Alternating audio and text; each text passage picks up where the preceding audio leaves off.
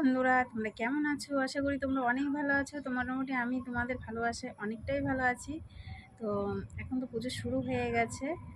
তো তোমাদের মধ্যে কেমন লাগছে একটু কমেন্ট করে জানিও। আমার তো অতটা পুজো পুজো মনে হচ্ছে না। কেন জানো? কেন আমাদের পাড়ায় না কোনো পুজোই হচ্ছে না, পুজো হয়ই না। একটা পুজো যাও হতো সেটাও মাটি হয়ে গেছে।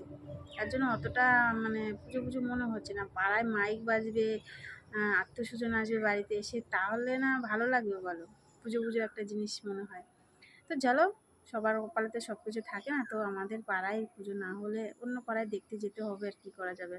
ওই যে মাইক বাজছে শুনতে পাচ্ছি, আর মনে হচ্ছে আমাদের পাড়ায় যদি হতো কত না ভালো হতো। তো তোমরা কে কে ঠাকুর দেখতে গেছো বলো?